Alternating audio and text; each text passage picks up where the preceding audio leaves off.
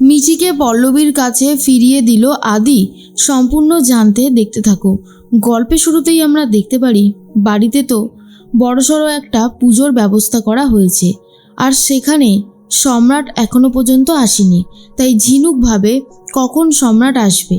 হঠাৎ করেই সম্রাট চলে আসে অনেকটা বেলুন নিয়ে, আর বলে, দেখো আমি তোমার জন্য কি এনেছি, গ্যাস বেলুন। নাও এগুলোকে ধরো আর ওপরে ছেড়ে দাও। তোমার সাথে আমার যবে থেকে দেখা হয়েছে আমি না খুব লাকি নিজেকে মনে করি, কারণ তোমার মতন একজন মেয়েকে আমি আমার জীবন সঙ্গিনী করতে পেরেছি। এসব আসলেই স্বপ্ন দেখছিল ঝিনুক। সম্রাট এখনো পর্যন্ত আসেনি। ঝিনুক তখন ভাবে, কি যে হয়েছে আমার কিছুই বুঝতে পারছি না। সব সময় সব জায়গায় যেন আমি সম্রাটকেই দেখতে পাচ্ছি, কেমন যেন অদ্ভুত লাগছে। এর মাঝখানেই দেখা যায় মনে মনে একটা কথা ভাবছিল কমলা, যে পল্লবীর জীবনেও যদি এরকম কোনো পুরুষ আসতো যে পল্লবীকে ভালোবেসে আগলে রাখতো। এর মাঝখানে ঝিনুক একটা ছোট্ট নাচের পারফরমেন্স করে, যা দেখার পর বাড়ির সবাই খুব খুশি হয়ে যায়। এইদিকে মিঠি বাইরে বেরিয়ে এসেছে। কি করে যাবে পল্লবীর বাড়িতে সেটাই বুঝে উঠতে পারছিল না। রাস্তায় একটা বড় গাড়ি আসছিল। ঠিক সেই সময় আদি তাড়াতাড়ি করে মিঠিকে সরিয়ে নিয়ে যায়। আদি যদি মিঠিকে এসে না সরাতো তাহলে এতক্ষণে মিঠি রীতিমতো শেষ হয়ে যেত। তখনই মিঠিকে বলে, কি ব্যাপার, তুমি এত ছোট একটা মানুষ রাস্তায় কিভাবে এলে একা একা, তোমার বাড়ি কোথায়? এরপরেই মিঠি খুব কান্নাকাটি করে আর বলে, আমার বাড়ি আমি জানি না, আমাকে আমার মাম্মামের বাড়িতে পৌঁছে দেবে প্লিজ। আদি তখন বললে, মাম্মামের বাড়ি কোথায়? মিঠি তো পল্লবীর বাড়ির অ্যাড্রেসও জানে না, কিন্তু পল্লবীর ফোন নাম্বারটা ছিল, আর বলে এই ফোন নাম্বারে ফোন করলে মাম্মাকে তুমি পেয়ে যাবে। আদি তখন বলে, দাঁড়াও আমি এক্ষুনি ফোন করছি।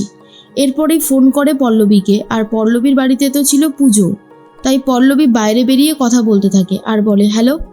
এরপর আদি বলে, ম্যাডাম। এবার যেহেতু ম্যাডাম শুনেছে তাই তখনই পল্লবী বলে যে, ম্যাডাম দেখুন আমার কোনো লোন ফোন লাগবে না। আদি বলে, আরে ধুর, আপনাকে কে লোনের জন্য ফোন করেছে?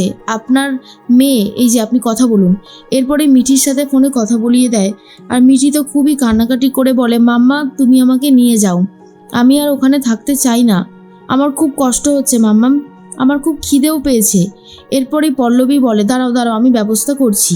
এরপর আদির সাথে কথা বলে আর বলে, দাদা ওকে একটু খাওয়ানোর ব্যবস্থা করুন না, আমি আপনাকে টাকা পাঠিয়ে দিচ্ছি, বাচ্চাটার খুব খিদে পেয়েছে। আদি বলে, না না টাকা পাঠাতে হবে না, আমিও না মানুষের সেবা করতে খুব ভালোবাসি, আর এই সুযোগটা যখন পেয়েছি তখন এত তাড়াতাড়ি ছাড়বই বা কেন। দাঁড়ান দাঁড়ান আমি ওকে খাইয়ে, আপনি বলুন কোথায় নিয়ে যেতে হবে। এরপর পল্লবী একটা অ্যাড্রেস বলে দেয়, আর পল্লবী সেখানে নিজেও যাবে বলে ঠিক করে।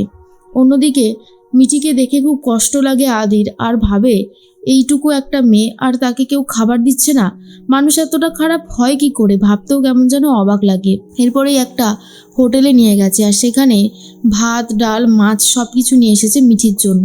মিঠি তখন বলে, আমি তো মাছ বেছে খেতে পারি না। আদি বলে, আমি খাইয়ে দেবো, তাতে কি হয়েছে, তুমি শুধু খেতে থাকো, তুমি একদম এসব নিয়ে ভাববে না।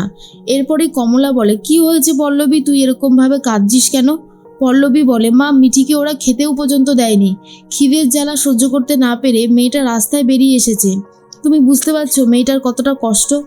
কমলা বলে, শোন তুই আর এসব ঝামেলায় যাস না, ওর বাড়ির লোক যদি আবার জানতে পারে তাহলে আবার অশান্তি করবে। কিন্তু পল্লবী বলে, না মা, অশান্তির ভয়ে আমি মিঠির কাছে যাব না, সেটা কখনো হতে পারে না।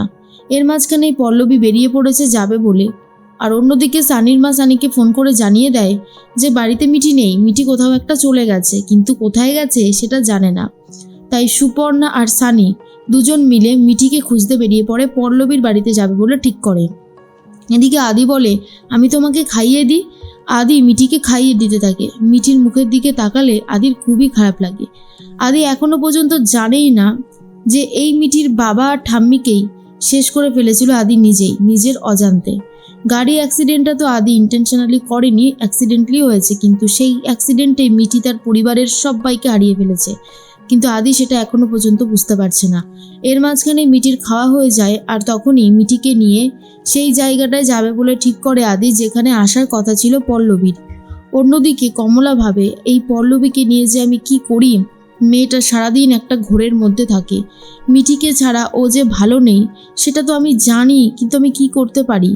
এর মাঝখানে দেখা যায় যে আদির বন্ধুরা বলে, আচ্ছা তুমি যে বলেছিলে আজকে বৌদির সাথে দেখা করবে, তুমি তো দেখছি সব কিছু ভুলে গেলে।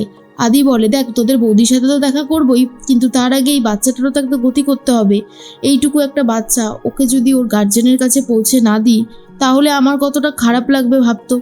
এরপরে আদি তো নিয়ে চলে গেছে মিঠিকে সেই জায়গাটাতে যেখানে পল্লবীর সাথে মিঠিকে দেখা করিয়ে দেবে।